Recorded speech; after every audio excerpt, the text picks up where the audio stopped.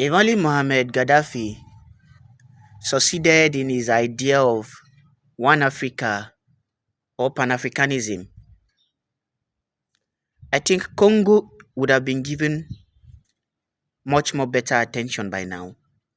This issue in Congo that has been roaming and unaliving people for over 10 years without no media coverage, without no attention from any other African country.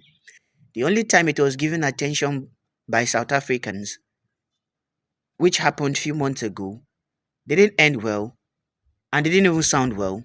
And as a matter of fact, right now, the media has forgotten about it and those people have gone back to their suffering. If only Muhammad Gaddafi succeeded, there would have been the necessary resources to repel the foreigners who are intentionally jeopardizing the life of Congolese, plunging their resources away from them, hiding behind the name of certain organizations, the name of aid and whatsoever. Just only if Muhammad Gaddafi succeeded. But guess what? Even his own African people never supported him. His own African leaders never supported him. How then did you expect him to succeed? When Muhammad Gaddafi died, when he was killed, I think I was in primary school as at then.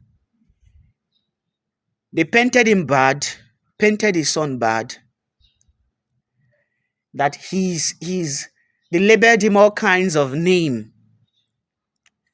That he's a dictator. He's a deed, he's a that, he's a criminal and all. And then looking around history, you realize that any African leader who stands for his people, once they tag that African leader a dictator, just notice that he's no longer dancing to their tune. When they tag him a criminal, he's no longer dancing to their tune. But once they start praising you, your leader is a puppet. Your leader is a puppet. Donald Trump puts America first, going to the extent of even expelling foreigners out of his own country, deporting them. But if an African leader, let's just say, if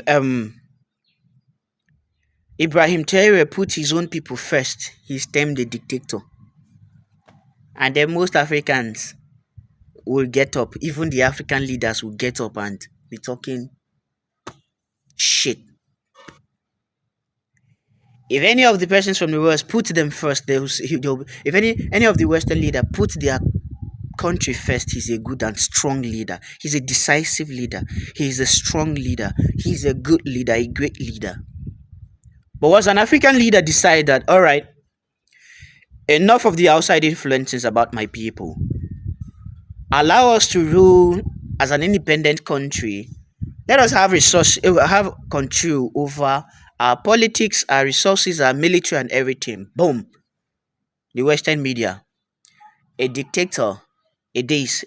I'm not saying some African leaders are not dictators. The same thing with them. The same thing. They said, okay, democracy. You're right. We embrace democracy. But now you bring the issue of the gender nonsense they are imbibing over there. Then the majority of Africans, majority of the citizens decide to say, no, we vote against this. Then a few minority will say, no, we want this. And they now get it's against human right. But excuse me, define democracy for me. Help me to understand. Once the majority have said, no, they don't want it. I think the idea on what the majority seeks should stand. Why now be sending billions of dollars to finance the will of the minority against the majority? So basically, once it favors the West, it's a democracy. Once it doesn't favor the West, it's anarchy. Once the leadership is favoring the West, they are good leaders. Once they are not favoring the West, they are dictators. Huh?